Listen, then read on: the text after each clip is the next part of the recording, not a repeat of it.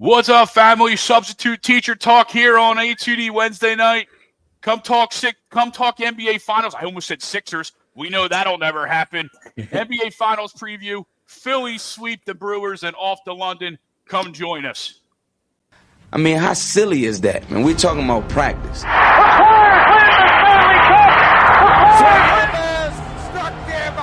The Philadelphia Eagles are Super Bowl champions. Eagles fans everywhere, this is for you. Let the celebration begin. What's up, everybody? Welcome to another edition of A2D Wednesday nights. I am Greg Milakovic, joined, as always, by Noah Eaton, Michael Mataraki, Heel Chrome, Luke Brown, and we are here to talk some NBA Finals with you. Luka, Jayson Tatum match off, as well as the rest of the Celtics and Mavs. Later in the show, we'll talk Phillies sweep. They swept the team above 500. Do these wins count extra? And we are off to London as the Phillies take on the Mets this weekend. Each Wednesday night, we are brought to you by Bod Good Bread, located in Mount Laurel, New Jersey, home of the best stuffed breads, tomatoes, pie, sandwiches, cutlets, and meatballs. Mention H2D Radio at their new location and get 10% off your in-store purchase. Man, Baji was good. All right. We are going to start with our poll question tonight. A championship win in this finals will be more impactful for Jayson Tatum's legacy than Luka Doncic. Agree, disagree. Jump in, fam. Chime in. We're answer all your questions, comments, concerns. Let's dive into it. Gentlemen, to be honest with you, I probably will not watch a second. I'm just going to be completely transparent with you all. I haven't watched a second of the NBA playoffs since the Sixers have been eliminated. The Freudian slip early in the show was just hopeful dreaming that the Sixers that we get to preview them at some point. But Jayson Tatum, Luka Doncic is obviously the marquee matchup of this matchup, and I'm going to agree to the poll for myself. I think Boston, not just Boston, or not just Tatum, but Boston's inability to get the job done over the last few years puts a bigger spotlight on Tatum. They are essentially the same age, but this is Luka's first shot, and at least to me, Luka is more of a not a more of a complimentary feature, more of a main cog that you can get a bunch of people around. Whereas Tatum, to me, is an excellent player, but I think this means more for Tatum. I think Luka in the West can do this again. There's obviously a lot of concerns potentially of what Boston might look like after this year. So I'm going to put this solely on yes, agree. This means more to Jayson Tatum. Family, chime in, join the conversation. Gentlemen, what say you? So, Greg, I'm going to pull the curtain way back here because, like you, I have not watched a minute of NBA basketball since the Sixers got eliminated. And in full transparency, I had to ask Luke before we went on the air whether or not Jayson Tatum ever actually won a ring. That is how disconnected I am with the NBA outside of Philadelphia right now.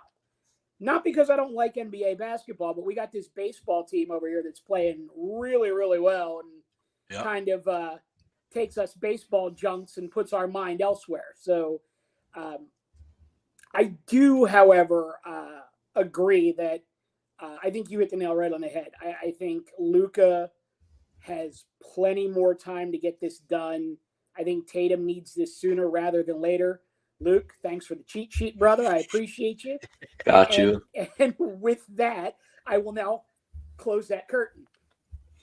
I think it's easy to agree, and I definitely will agree, especially when you're talking about a player who isn't known for putting up great playoff performances like a Luka Doncic. So at the very least, you have to walk away with championships. This is the best team he'll probably be on, and we can all assume that probably. With the second apron coming up and things like that, they might have to cut some big money off their roster eventually. So this is their best chance. I will play devil's advocate, though. I don't actually disagree to the poll. I think we'll all agree. So I'll play devil's advocate though. I think Luka's case is different than Tatum because he's in a case where he's trying to be legend status.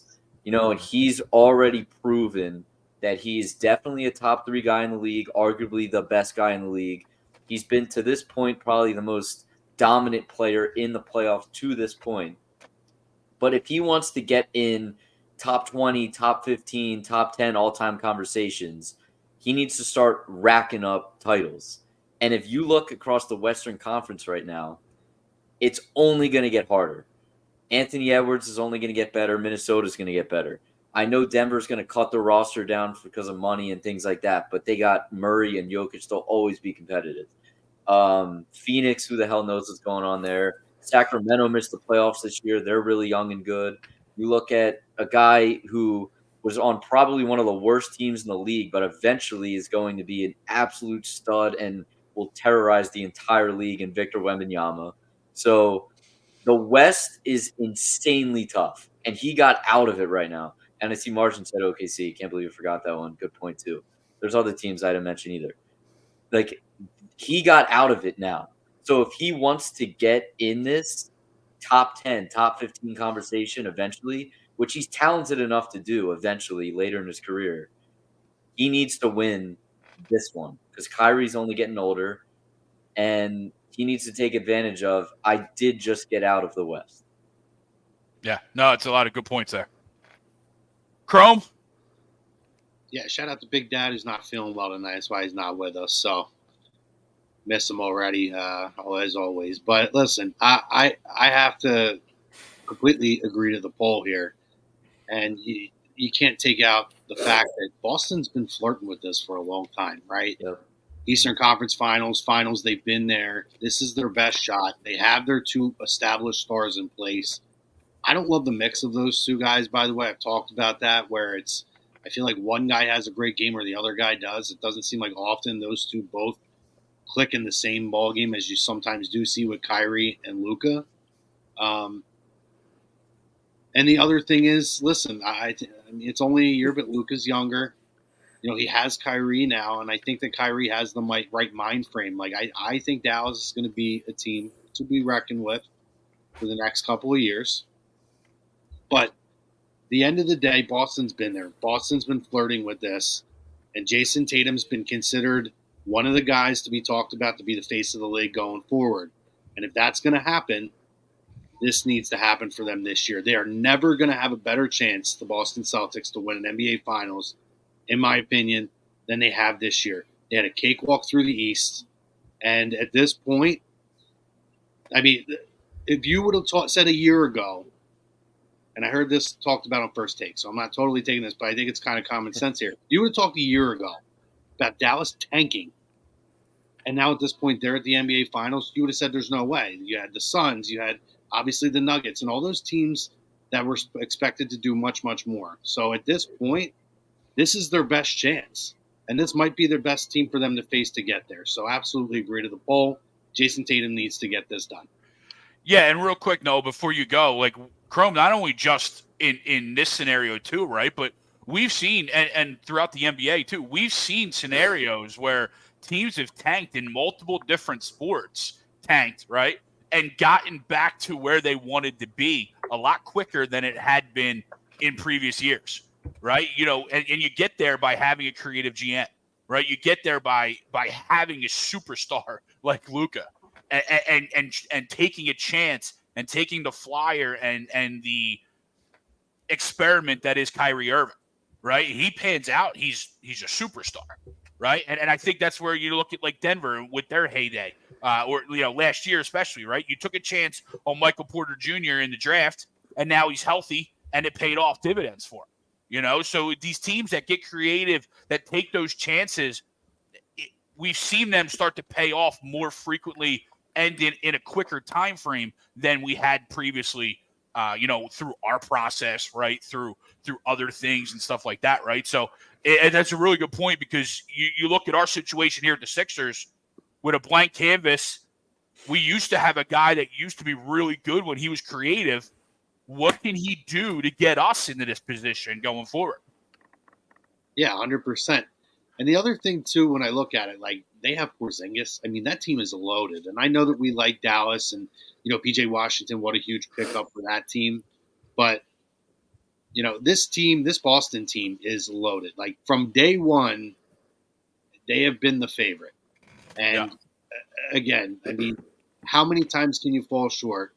And we talk about it in this city, not getting out of second round, but the same thing goes with the finals in the Eastern Conference Finals. How many times can you be the favorite in the East and fall completely short? Yeah. Noah?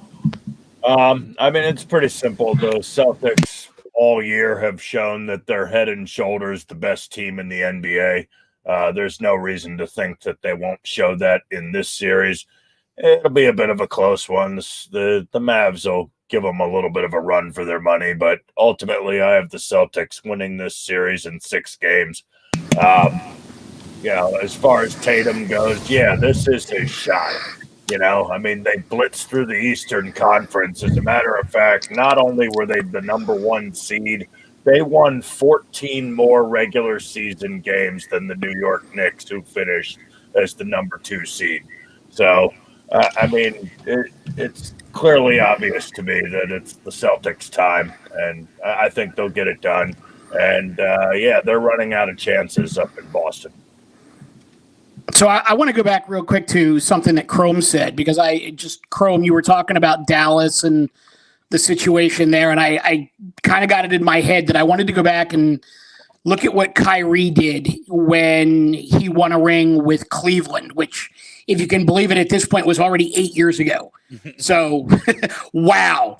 But 2016 with Cleveland, Kyrie averaged 25 points a game in the NBA Finals, shooting almost 50%. If Dallas can get that Kyrie for, 30 minutes a night with Porzingis and Luka, I mean, Jayson Tatum's going to have to really put that Boston team on his back and more or less carry them to a title. I mean, I'll kind of play devil's advocate again. I think that all these games are going to be very close. And at the end of the day, you can talk about stacked rosters, and those are great. And we've talked about this previous weeks and who we want to get here in Philly. That Dallas has 2 closers, 2 guys at the end of the game that if it's close, there really aren't 2 guys on the planet I'd rather have than those 2 guys. And so when it comes down to that, how evenly matched these 2 teams are throughout an entire game, I feel like it might come down to, okay, Jayson Tatum, you're going to have to go toe-to-toe, back and forth with Luka Doncic and Kyrie Irving. Obviously, Jaylen Brown's included in that mix too, but even so, I don't think that numbers game of how many guys you have means more than they have Luka Doncic and Kyrie Irving on the other side of the court. Like, that is a huge deal. Yeah. Yeah, and I don't think go ahead, Carl. Real quick, I don't think it could be left unsaid either. I watched an interview the other day with Mark Cuban, who talked about when Kyrie re-signed with Dallas, right? He re-signed understanding that this is Luka's team. This is not his team. Yep. He is the Robin to the Batman. And you have to understand that he came in, right? We watched this last year with James Harden, the last couple of years, right? Where this is your role. This is like, it's understood going in. But you had a guy who wanted a different role. He couldn't understand the fact that he's becoming a different player. He's hitting a different, point of his career, and he still wants to be the guy, right? Kyrie, to his credit, for everything we've said about him, for, all the other shenanigans that's going on, came in this season ready to play basketball, ready to be the guy that Luka Doncic needed to get to the next level and get this team over the hump. It was only 2 years ago this team was in the Western Conference Finals, right? Last year, it was kind of an anomaly. It was kind of a blown away because you on paper, that team looked way better. But they couldn't get over the hump. Then they bring Kyrie in. They got to figure out chemistry, right? But Kyrie's ready to step in this role and do almost what he was expected to do when he was with LeBron as a younger man. Now as a much more aged veteran who has been in big games, played in numerous big cities in big pressure situations. And I'll tell you what, I don't think at all that this is a lock for Boston.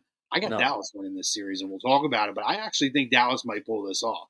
Right, Yeah, and I I had think what I had goes this with comment that up. point too. You go ahead, Greg. You're No, good. go ahead, Luke. So I was just going to say real quick, if you're comparing series, to me, I think that this kind of lines up perfectly. The last time Boston was in the finals, when they went up against Steph Curry and that team, Boston probably had roster if you're comparing rosters, they probably had the better team 1 through 7. They're playing 7 guys. Klay Thompson was coming off that ACL or Achilles or something like that. He was not 100% like himself, prime Klay Thompson. Draymond Green wasn't as fresh as he was back in those dynasty days. What it came down to was in game 5 and 6, if you remember, Steph Curry just willed their team to win. At the end of all those games, he willed their team to win. And Jayson Tatum and Jaylen Brown didn't have enough in the tank to go toe-to-toe with them. And that I feel like it's pretty much aligning to be the same thing. And last little thing before I know, Greg, you're going to get the comments. Let's not forget the layoff. I think that really comes into play here. Boston's been sitting for a while. And the layoff, I think, helps Dallas more with Luka, right? Get Luka off that knee and gets him rejuvenized. I wanted to bring up Molly's comment here. Boston 6. Molly, you're a Cowboys fan, right? You cheating on your hometown or on your city brethren? Come on, man. What's up with that? He's probably one of those Dallas Yankee fans. He probably is. He's a Philadelphia Dallas. I love Molly, though. He's always in here. Dallas, Yankees, Notre Dame, Lakers. Yeah. Lakers, Tampa Bay Lightning. Martian, I was not alluding to Hinkie, but anytime you bring some up, I'm going to pour some out for the homie. I do miss my Hinkster. But no, I think we, you guys have hit on it, right? This series is going to be, in theory, right? Whose two-man team is going to be better, right? Jayson and Jalen or Luka and Kyrie, right? Who's going to be better, especially as you said, Luke, right? Down the stretch, right? In closing time, who's going to be better? Porzingis back does add a different element to the Celtics, but I think Dallas, to me, not only with Luka and Kyrie playing out of their minds right now, Dallas made an effort at the trade deadline especially, but also through the middle of the year. You remember when we went there and we beat them without Joel in that Tyrese Maxey unbelievable game, right, on that Sunday afternoon, right? After that game, they made a conscious effort to play defense. And if you look at what they've done throughout these playoffs to the opposing teams, especially their three-point shooting percentages, they have locked down the three-point line on the defensive end, right? And it's going to be interesting to see if Boston, because of Porzingis, provides a different element and provides a different matchup to what Dallas has than what they had been throwing out there against Minnesota and against the other teams in the West. What does that do to Boston and to the defense of the Mavs? Do you think Porzingis is going to provide a spark or a difference maker for the Celtics? Well, I mean, Greg, to your point, in that game, I think what they learned from that game is that they're not going to outscore anyone if they don't defend the perimeter. And then Maxey just went absolutely apeshit in his hometown because that's basically what he does. But I kind of feel like, Boston, as much as I hate to admit it, they can counter. If Dallas decides that they want to, they really want to defend hard on the perimeter, I feel like Boston's going to find a way to work through that. So it's interesting. Maybe does it come down to, instead of the two superstars on either side, does it come down to which coach puts the better game plan together? Oh my God, I think Dallas has a huge advantage in that too, without a doubt. And to Josh's comment, Josh makes a good point. The Celtics side, they definitely have a whole lot more bodies to throw at Luka and Kyrie than they've seen before. Not to say they haven't played good defenses. I mean, Luka played Lou Dort, who's one of the best perimeter defensive players in all of the league, and Jaden McDaniels is good. But what Boston has and what these other teams didn't have, and what really none of these teams have in the entire NBA. They have options, and they have a ton of different bodies they can throw at them. You know, if Jaylen Brown wants to take off a few possessions, you know, especially beginning of games, they have Derek White, Andrew Holiday, and then at the end of a game, you can put more defensive responsibility on Jaylen Brown's shoulders, and Jayson Tatum even is a very underrated defender too. So they definitely have a lot of options to throw at them. There's no doubt about that.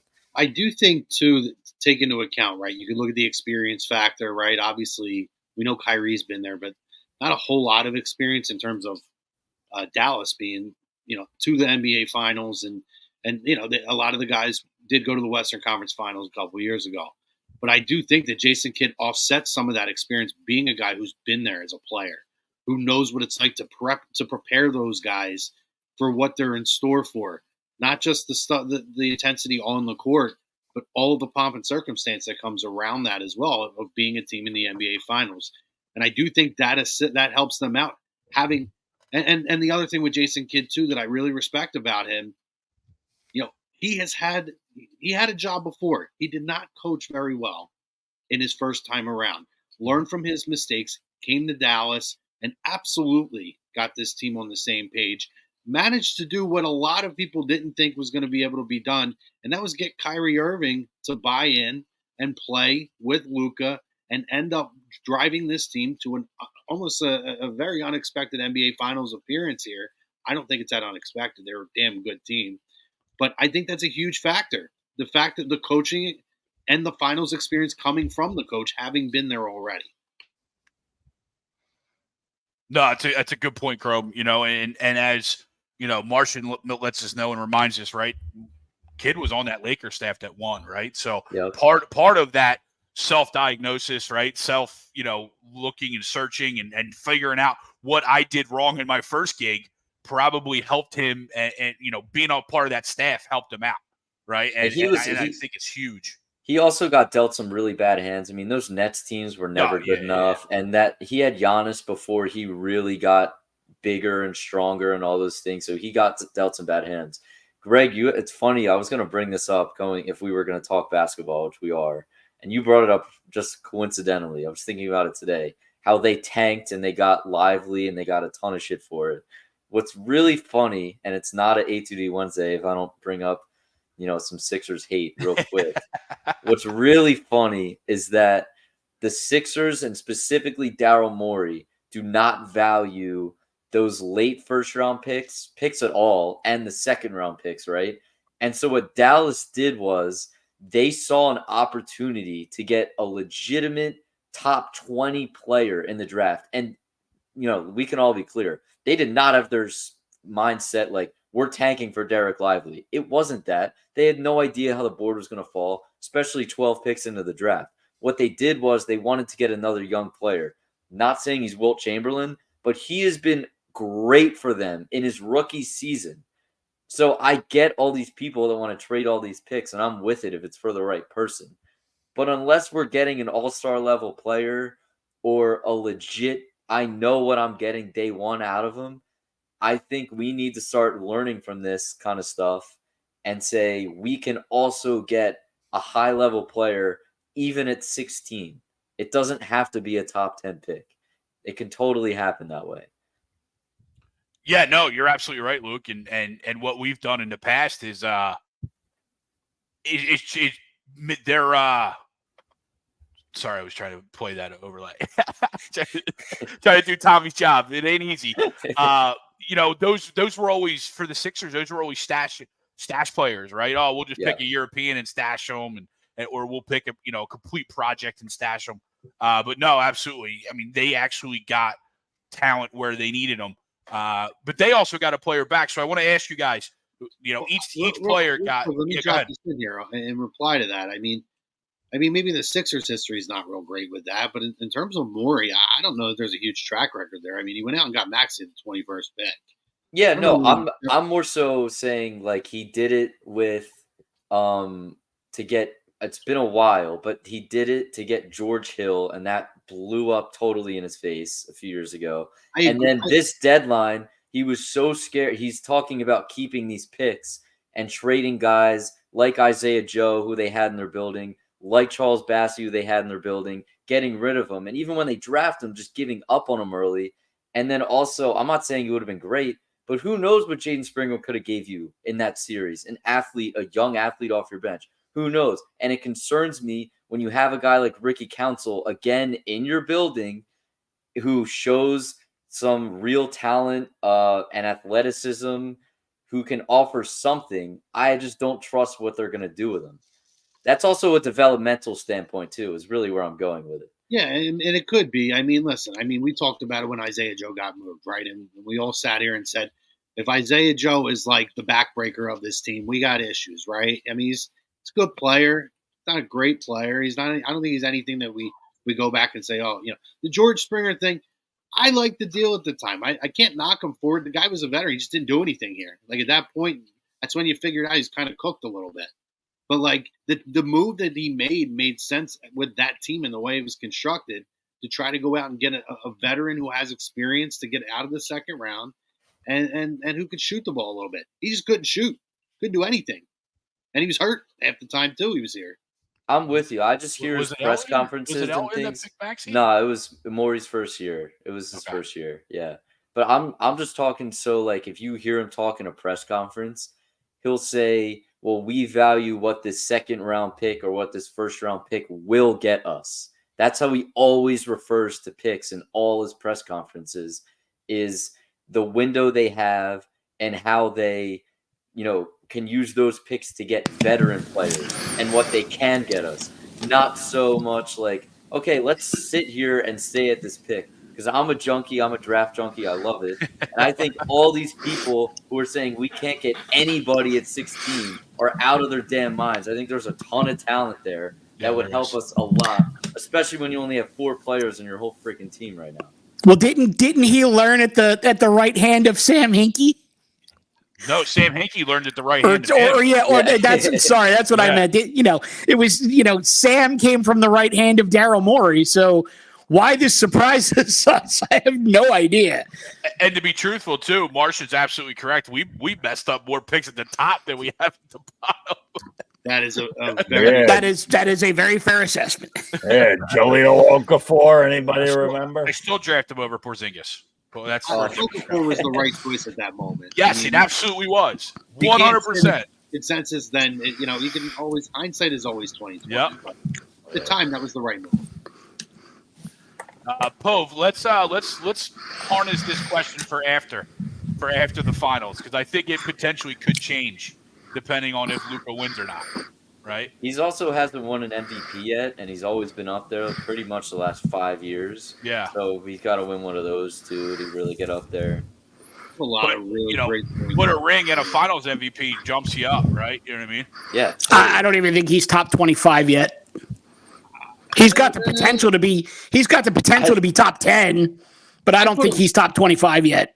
I mean, I have him at least 15 to 20. But to your point, there's a lot of really great point guards in the history of the NBA. I think if anything, you're looking at point guards and centers are loaded. Yeah. It's really tough to crack like elite status. That's what makes Joel so special, is that he is a different talent in terms of when he's on the court and what he brings.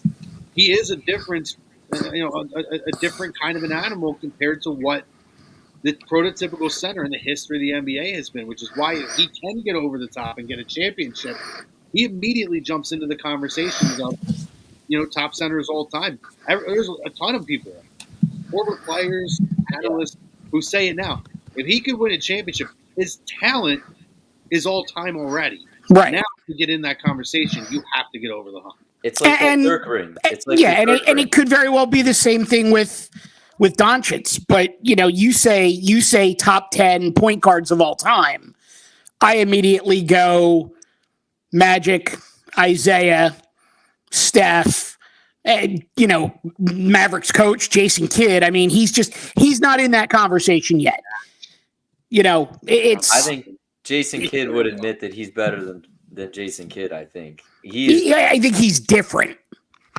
He's different. This is always such a difficult conversation to have because he hasn't won any MVPs and he hasn't won any finals. But if you look at the talent that is him, it doesn't matter. He could be playing with a bunch of G League guys. if he's on the court, you have a shot to win an NBA You have a game. chance to win. Always, Yep. always. Yeah, well, I mean, he's a good.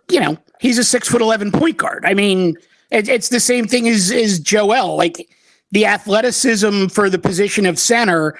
What Luka brings size wise to the position of point guard. I mean, we thought Magic was a freak at 6'9". Luka's just unbelievable. Fam, before we get into predictions for the series and game one, hit that like, hit that subscribe, join the conversation, hit the bell as well to turn those notifications on. Gentlemen, let's get into some predictions. First, game one. What do you guys have for game one? Who takes it? What's your score? And who's your player to game?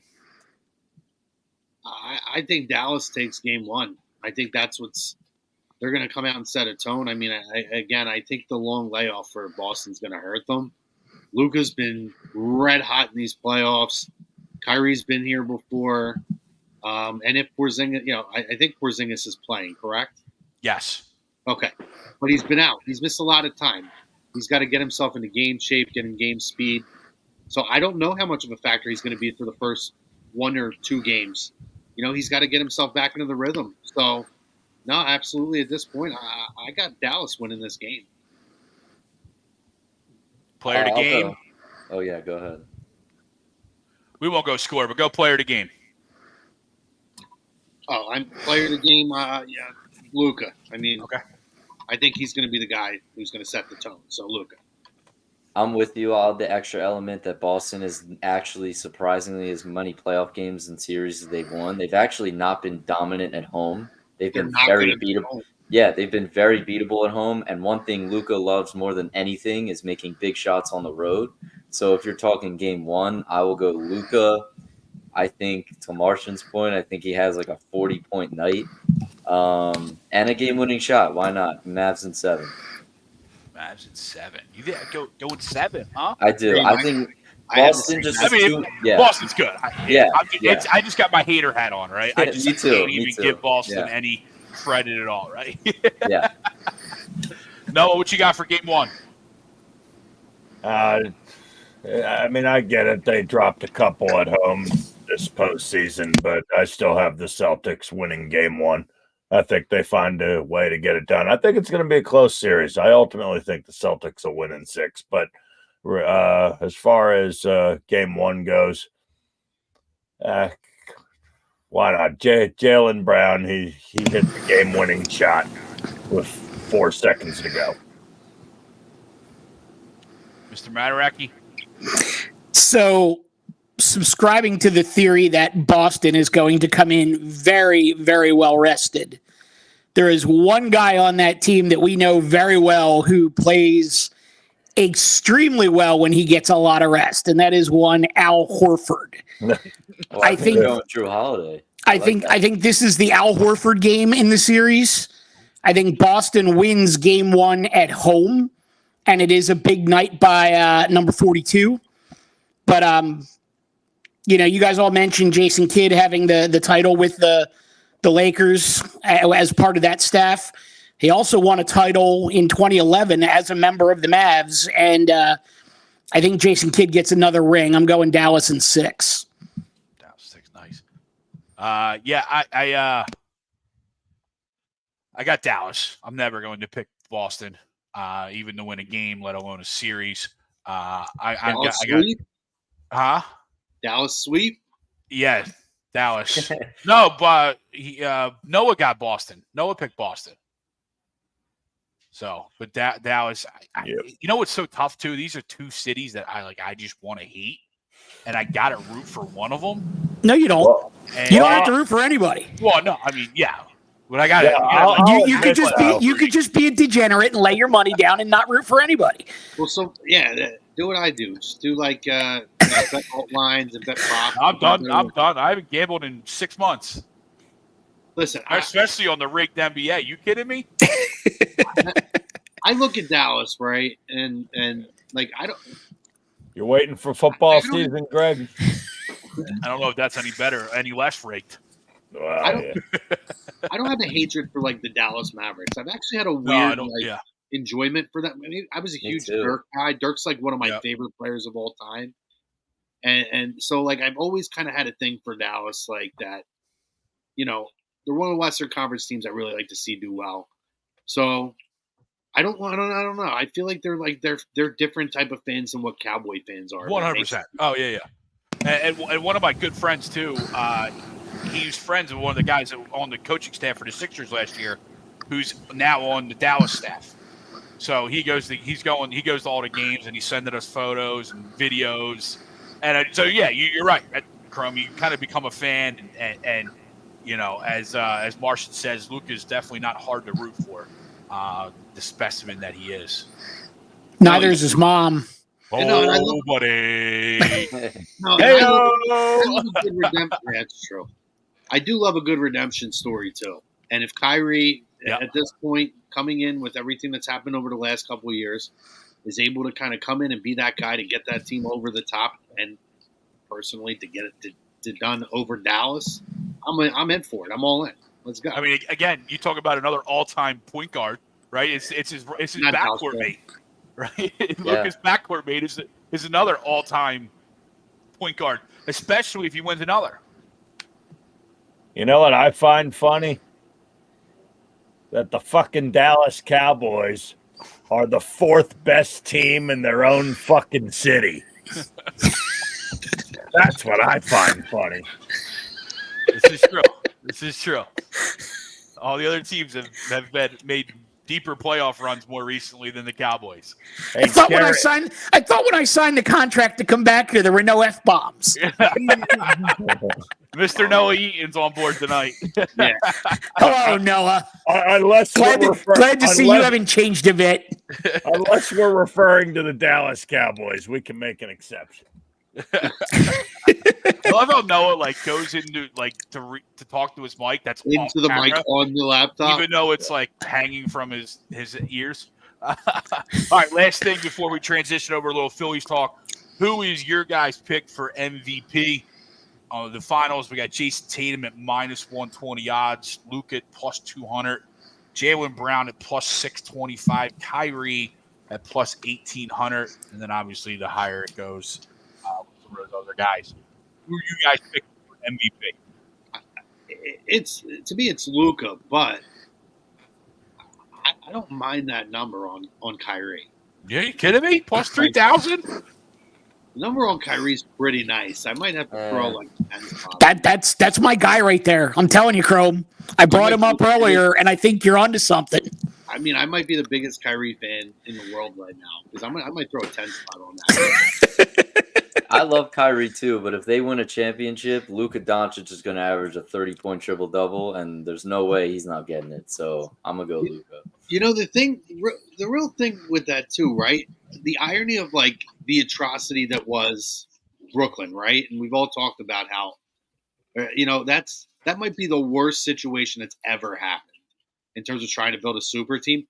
Who would have thought that if they could, like Kyrie would be the one that gets the closest, if not winning the whole thing, when you look at Durant and listen, people want to talk about Harden. To me, Durant's one of the biggest crumbs there is. He's there for a year and a half and he wants out and he goes somewhere else and then he goes somewhere else and he goes somewhere else. It's ridiculous. And I like Durant, but I would have never thought that Kyrie, who a year ago even, would be the guy that we'd be talking about this year in the NBA Finals. Yeah, my hot take of the offseason, I think he might get dealt again. That's my hot take. Durant? Where's he going? All Bring him mercenary. here. Let's go. Philly. Well, Durant wasn't like that until he played with Harden. Can you go back to that original OKC team, by the way? Talk about So good. Westbrook, Durant, Harden. If only they would have given that team one more run. They didn't have to trade Harden at that time. They even had other pros on that team that were really really did too, good. yeah. They had Kendrick Perkins, who still had a few years left. Reggie Jackson was young and good. They had a lot of Jackson, was he just still filling it up for? The Clippers. Yeah. He's been on them for a few years. Oh no. He's on. Molly, he what's was up, brother? on the Clippers. Now he's on the Nuggets. He won a championship That's last right. year. It was the Nuggets. Yeah. Yeah. Molly talking shit. Noah, who's your MVP?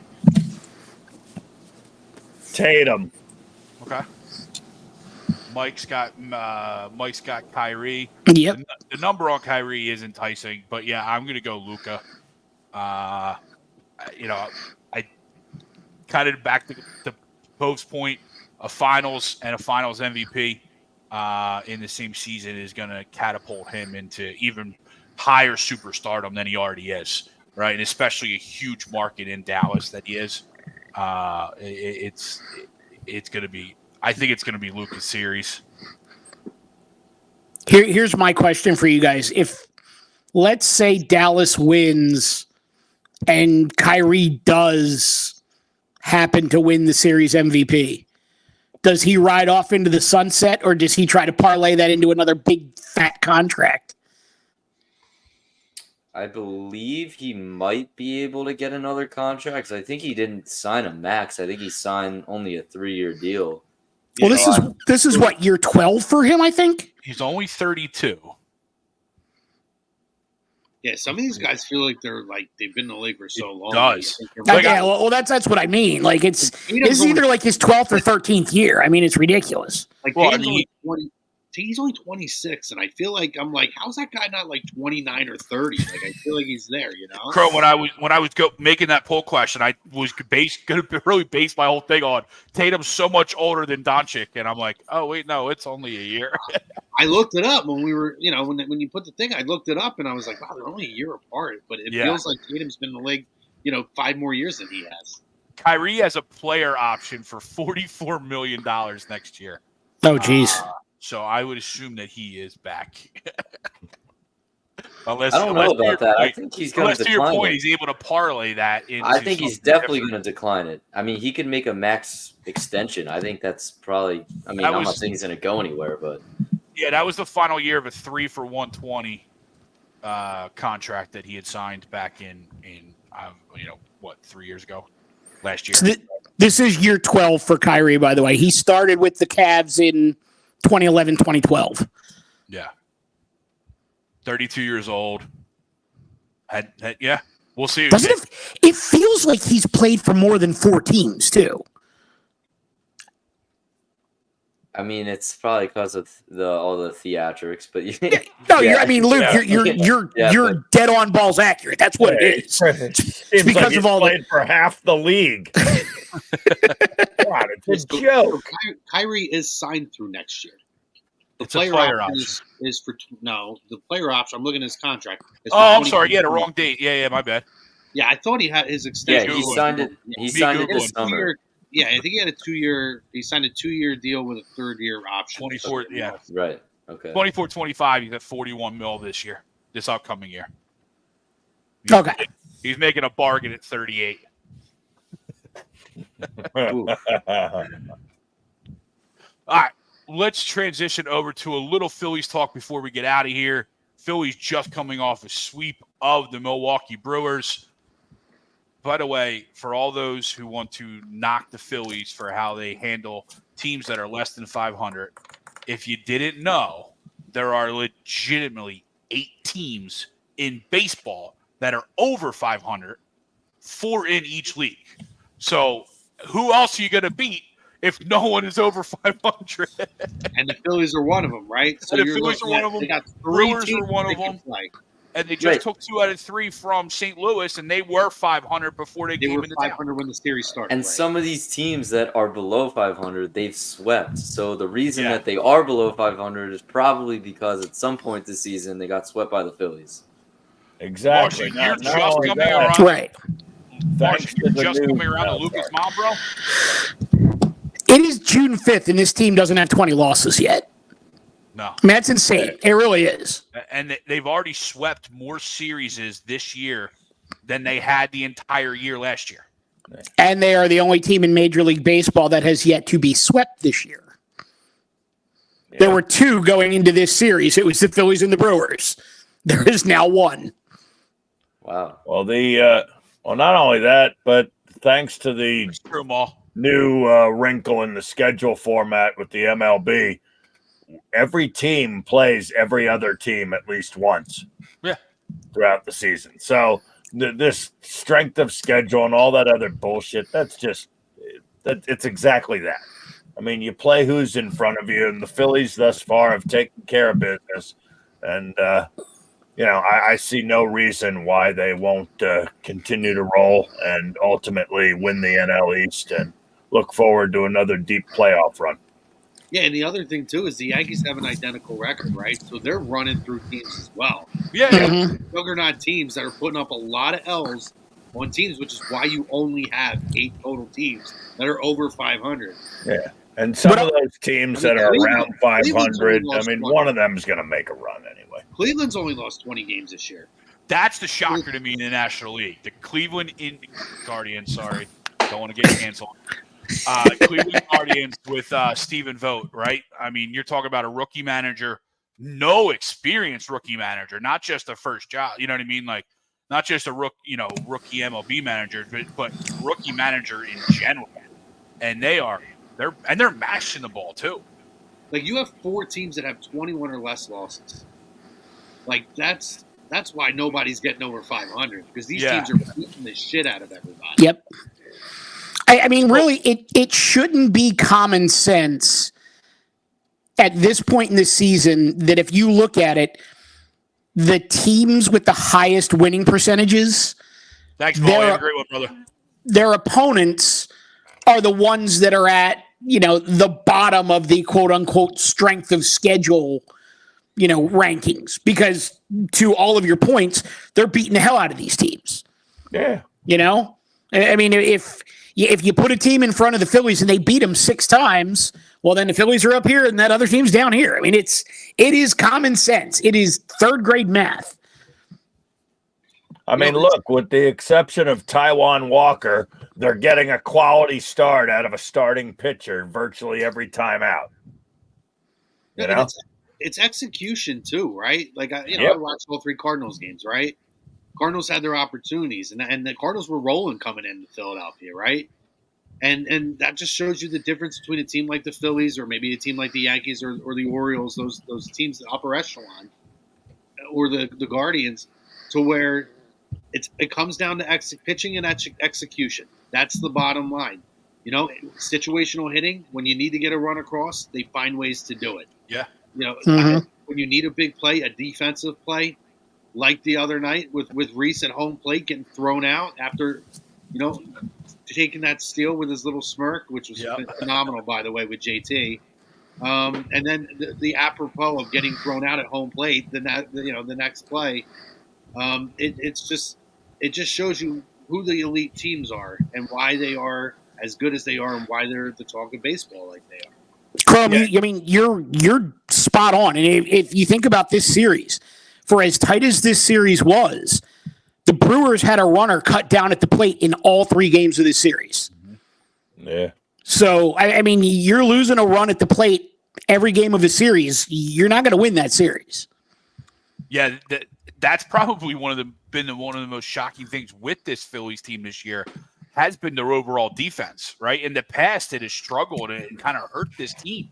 But our defense right now, and again, doing without Trey Turner, let's again throw that out there, their defense has saved them, to your point, Mike, in a lot of games this year, right? That double play where, back to Wheeler, bad throw to JT from his knees, getting a really speedy runner. I forget who exactly it was, but a really speedy runner at first base. That was a game changer because they were threatening right there. And their defense to me has been probably the most shocking part of a team that you knew was going to be really good, but that defense is taking them to that next level.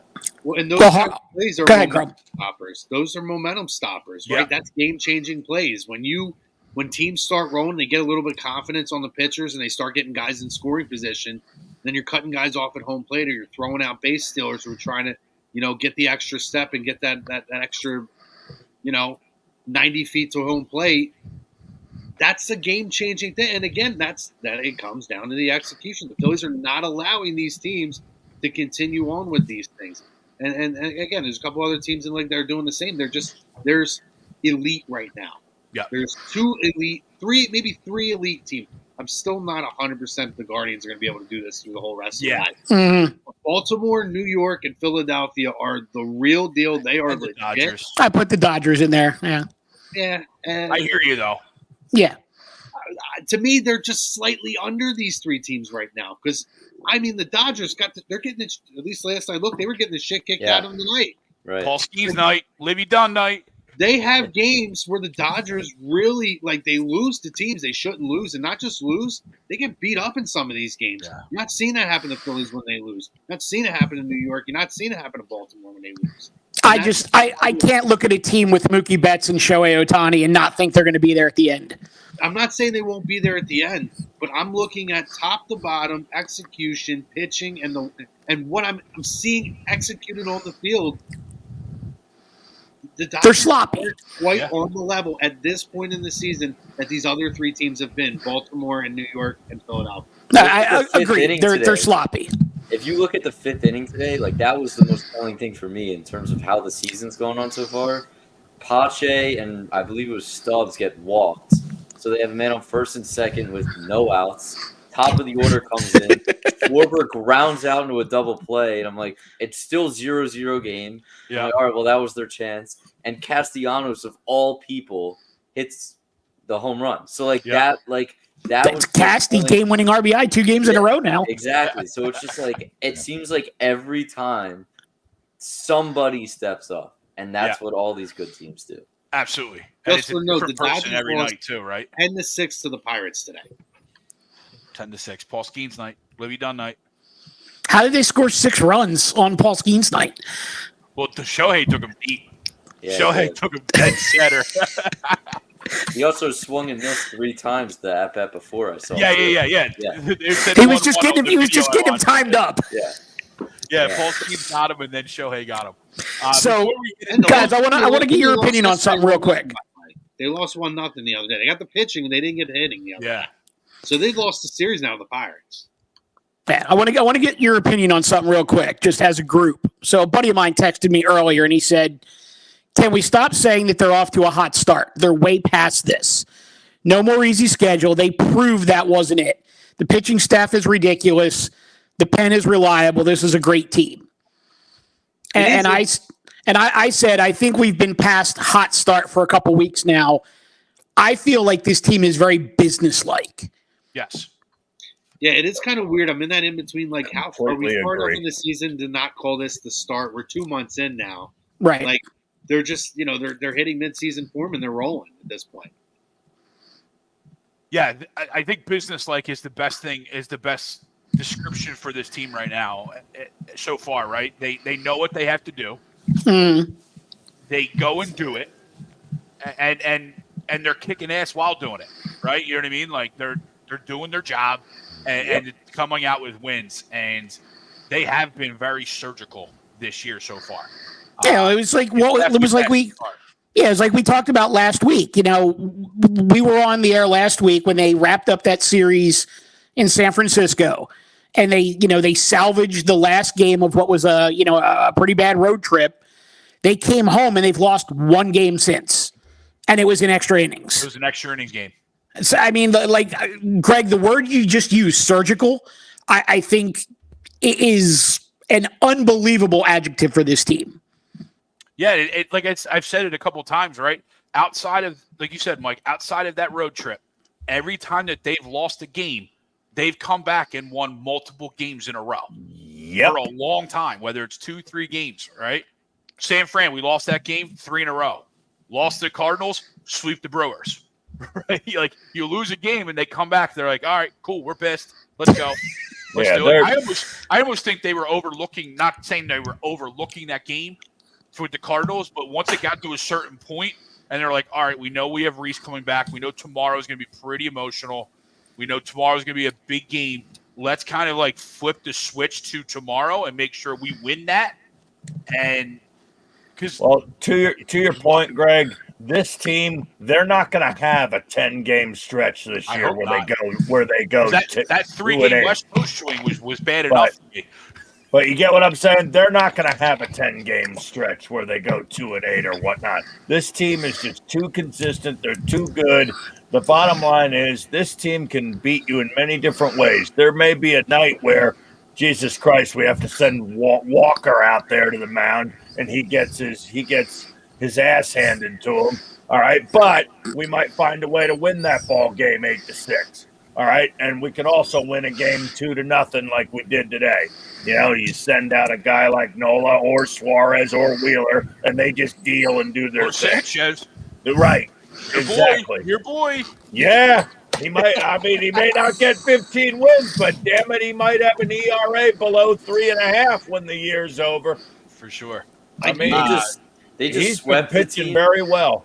and they just swept the team with really their 3-4 hitters not even doing all that much. Like Boom, I believe was like 1 for 9 or 1 for 10. Run. Yeah. Well, and like they really weren't dominant as they have been all season, and they still swept a good team at home. Well, even they just find ways to win, and they have guys who you may not expect step up. You know, well, even everybody doing the little things. Even the way the Brewers handled the starts of the games with their starters being lefties, right, and trying to neutralize the top 3 in the batting order, they did that fairly well. To your point, right? Schwarber, if he did. He only had a couple singles, right? You know, JT, a couple, no, the top 4 of our lineup outside of, I think, that Bohm home run didn't have a lot of damage done, right? Yeah. And to your point, you still found a way to sweep the team, albeit we scored 7 runs, they scored 2 in this series, right? So we didn't light it up, but that's probably due to the fact that the Brewers came in with a game plan. They just couldn't execute and finish it. I do think, for one, you're right. The way you guys broke it down, they are very business. I kind of see them differently, though. I think they just look like they're having fun, and they're just going out and playing baseball. They're not overthinking anything, and they're just taking each play as it comes, and they're executing, and having a good time doing it. And I think that when you don't feel a whole lot of pressure and you don't overthink, which we've seen this team do, you've seen guys press. I think the game just comes naturally to a lot of these guys. This is a roster full of professional hitters. Yes. And guys who can throw the ball. And if they don't get caught up between here, the team just, to me, this team just executes naturally. So, yes, I kind of agree with you, but I'm kind of on the other end. But either way, it's a recipe for success. Now, I do think this is going to be a very telling rest of the month because obviously the games against New York are still away games, right? Yep. They have a lot of road games the rest of the way for the rest of this month. So even though, we looked at next month kind of being, okay, we start getting the Yankees and some of these 5 and Atlanta and 500 teams over the next 2 months, I think the rest of this month, knowing how many road games they have, is really going to tell you about how this team responds to adversity and how this team responds to, having to, the wear and tear of going into the hottest months of the year. Well, they come back from London and they go to Boston and Baltimore. So, Chrome, you're spot on. I mean, I look at that and I say, there's a possibility that they could drop one of those series. They could drop both of them. As long as they don't get swept in both of them and then they can, come home and regroup, it's going to be interesting to see what happens when they come back from London. So, Chrome, you're spot on there. But the thing that I think you said that sort of ties back to something, Greg, you said earlier, Chrome, you were talking about they look like they're having fun. And I think that is, success is fun. And I think what's happening here, Greg, you were talking about the defense earlier. And I look at this team and I see Castellanos is a guy who has basically learned how to play the outfield at the major league level. And every year he's been here, he's gotten better in right field. Harper's a much better first baseman than Hoskins was. That allows us to get Schwarber out of left field. So now you have good defense in left field, center field, and an improved defense in right field and first base. Pitchers are not having to get 4 and 5 outs in an inning a couple times a game. The games are moving faster. There's pace to the games. They get through their defensive half innings. They get to come up and hit. Hitting is fun. So, I mean, this whole thing, one leads into the next, leads into the next, leads into the next. Good defense, good pitching, timely hitting. They're having fun. The more fun they have, the more success they have. It's the Phillies are right now the absolute perfect storm in Major League Baseball. No doubt, but here's my question. When the bats go cold, if they have a little bit of a cold spell, or God forbid, maybe they go a little cold in the playoffs, are they able to manufacture runs? I think they did it the last two nights. Yeah, right. I'm hearing. I mean, when it's all on the line in October. So, and I think that bit them in the ass a little bit in the NLCS there against Arizona. So, I mean, but all in all, yeah, this is a damn good baseball team. Pitching staff's a lot better than it was then, though. That's very true, and they're a lot of fun to watch. Yeah. So, go ahead, Crum. Sorry. No, go ahead. No, I was going to say that question that popped up there from Josh.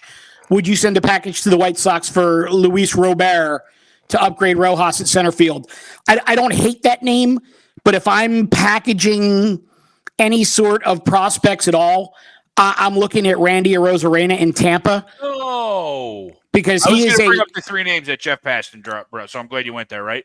I think Arozarena needs a change of scenery real bad. And I think if you bring Arozarena in to play left field and you just put Marsh back in center, I would rather give up picks for Arozarena, who's under control for 3 or 4 more years, than Robert. So it's like Dirty Randy, Lou Bob, and Kyle Tucker were the three names that Kyle Tucker. Wow. I don't hate Kyle Tucker either, but I could my top. Could do without another left-handed bat. Yeah, but he's a stud. Fact. Yeah, I mean he's a borderline MVP candidate in the American League, and I'm out on Dirty Randy. I watch a lot of Rays games down here. I'm out on Dirty Randy. I don't get the vibe from him. Yeah, but you're out on him because of what he's doing this year. I'm looking at what he's done in the past, and what he could do in a lineup with Bryce Harper, Kyle Schwarber, Alec Bowman, JT Realmuto. Taking a lot of pressure off of him.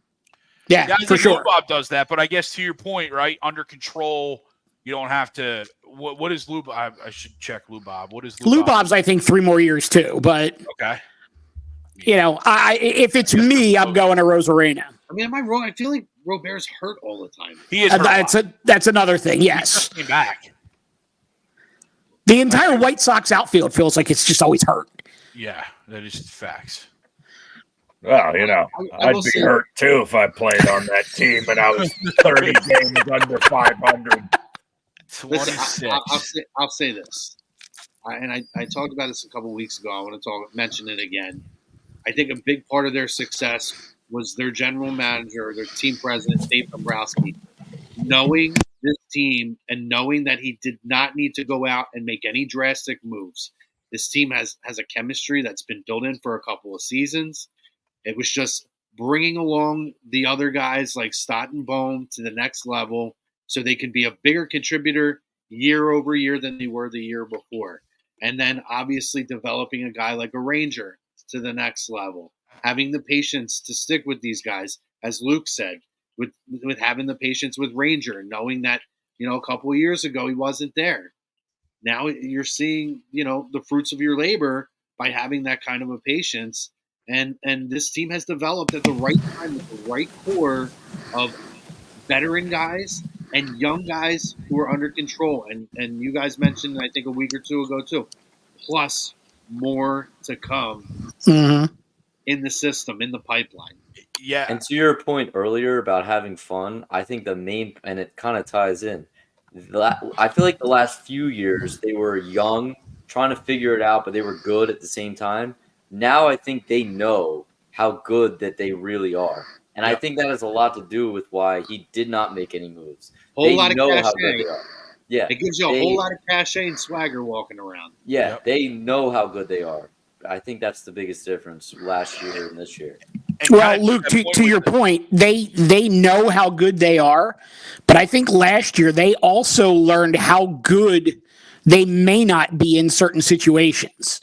And I think you're going to see, or what you won't see is you won't see this year Topper letting Johan Rojas go, 4 for 33 for an entire postseason because of the outfield defense.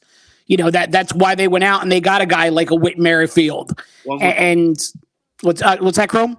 I said one would hope. Yeah, I mean, I'm not even a Phillies fan, and that was awful to watch. Right. I mean, they went out and they got a guy like Merrifield so that they have another right-handed bat off the bench.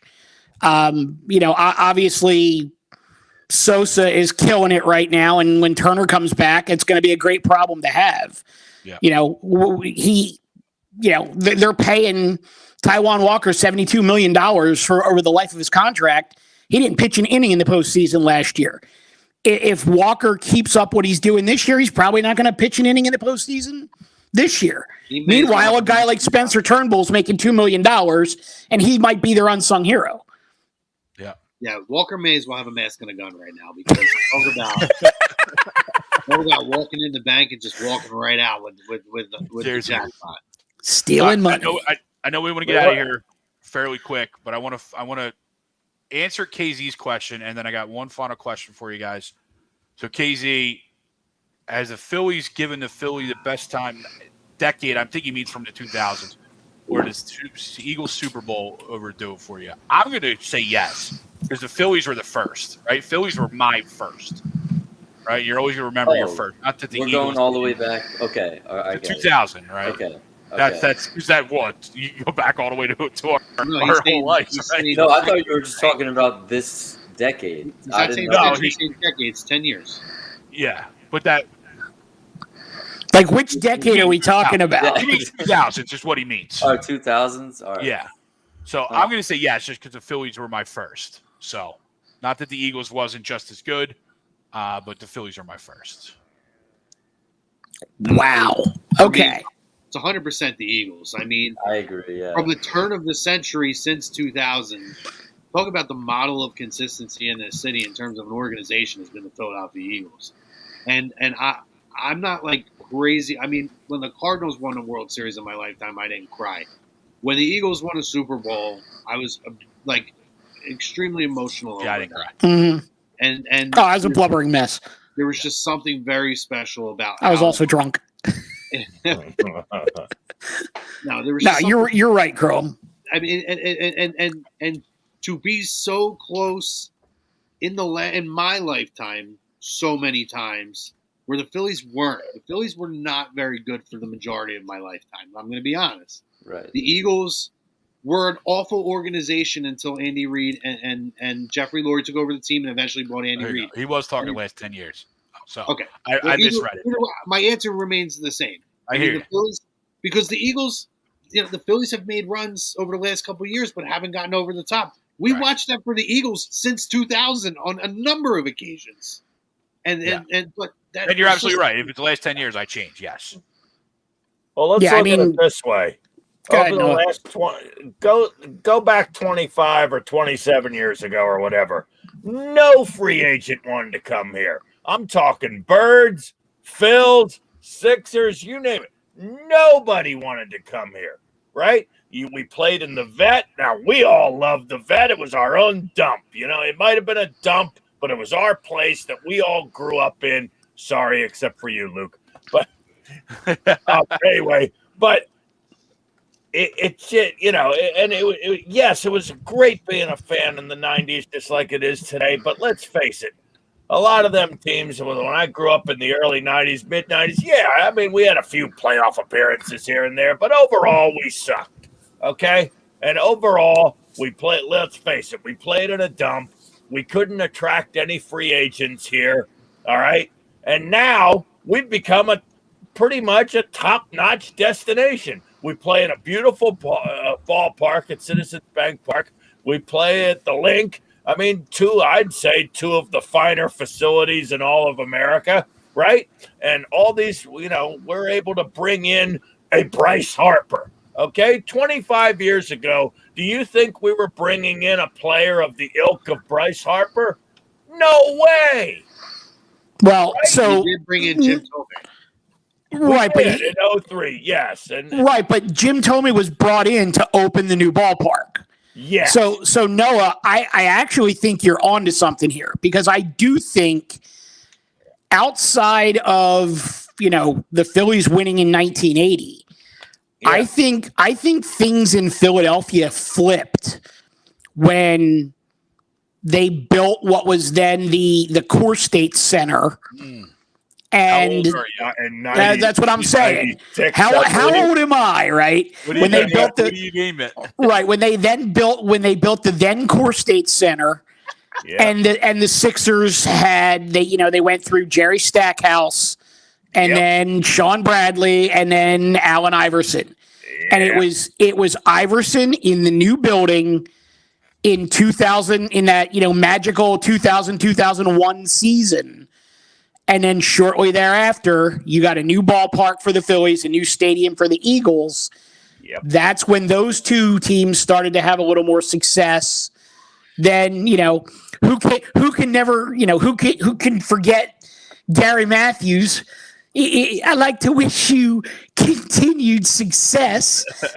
when the Phillies had that stretch from, what was it, 2007 to 2012? Yeah. I mean, but Chrome, to your point, the answer, even all of that notwithstanding, the answer is still the Eagles. I mean, I was a 25-year Eagles season ticket holder before I started working for the NFL, and I never thought they were going to win a Super Bowl in my lifetime. I went out on top. I mean, the year they won the Super Bowl was basically the last year I had my season ticket. So, thank you very much. Good time to go out. I mean, I grew up with the Eagles being called the Pigeons. Like, when you're considered when your nickname is a rat with wings, tells you a lot about your organization. Let's be real. And that's another fair point, though, Noah. I think the Eagles started to kind of change that narrative a little bit. The only team that really always drew free agents was the Flyers, and it's a niche fan base, so like it's very under the radar. The Flyers were the only ones that were really like a free agency destination because hockey players really don't give a shit. At that point, they just want to go to a good organization, and the Flyers, for the most part, have been a good organization. Well, the Flyers always had that reputation of taking care of their players. The Snyder family used to throw money at free agents hand over fist. Yeah. As much as, listen, there was an ownership stake with him with the Sixers and everything else. He made it no bones about it. The Philadelphia Flyers were first priority. Oh, yeah. For sure. No question. Final thing. Do we sweep the Mets in London? And does Taijuan Walker actually take the ball on Sunday? If Taijuan Walker takes the ball, you do not sweep the Mets. If he doesn't, then yes. Anybody else can go out there and throw. And I think they should. Can you imagine spending $10K, whatever it is, to go over there and you having to watch Taijuan Walker? Legendary Eagles beat writer Les Bowen he does Bowen on the Birds, obviously Monday nights. If you guys want to check it out on Eagles Talk A2D Monday nights, and he was on, and he said he's going this week. And my immediate comment to him was, "Les, have a great time, and God, I hope you don't get the Taijuan Walker game." I hope Les got media credentials. They actually cut a promo the Phillies did today, and Aaron Nola said, "I can't wait to play in London," which doesn't really make a whole lot of sense because he just pitched, but I don't know. Wheeler would be the guy, right? Definitely. Because they're just, as of now, they're just keeping the rotation as is regardless of rest. No, I think I heard today, and I could be wrong about this, but I think they said if it's not Walker on Sunday, they're going to go Turnbull. They're not going to take Wheeler out of his spot. Well, yeah. That's what I'm saying. Like, they're keeping it as is. Right. And what that's going to do, though, is that gives Wheeler more rest. Yep. And we know Wheeler isn't good on more rest. That's why they pushed Wheeler the other night. Well, yeah. They ran him up to what, like 105, 108, something like that? Yeah. I get it. They're playing in London, but I'd almost rather save the better guys for Boston and then eventually Atlanta and all those other guys anyway. I get the hype for London. I'm not trying to be like... His numbers are drastically worse when he's get extra rest. Listen, if they don't want to go, I wouldn't even put Aaron Nola and Zach Wheeler on the plane. Well, I heard today on the broadcast, right? Their plane has got 100 lay flat seats, and they're flying over, obviously, like now. Yeah. And they're like, all right, well, you boys better rest on the plane over, because when we get over there, we got to adjust to the time, and we're going to have a workout or whatever right when we land. So, well, that's why they got the extra day off. That plane imagine the size of that plane with 100 lay flat seats. Yeah. That's crazy. My only question is, when 10 a.m. on Sunday morning rolls around, how many Bloody Marys or beers are you going to be on? It's funny, Noah, because I am absolutely planning to be at a bar drinking a Bloody Mary at 10 o'clock Sunday morning. It's not even a question. I'll have to wake up early. I'm usually not alive by 10 o'clock on a Sunday morning. And actually, for those who enjoy, let me make a recommendation. Substitute the vodka in your Bloody Mary with tequila and go Bloody Maria, and you can thank me later. Bloody Maria. It's phenomenal.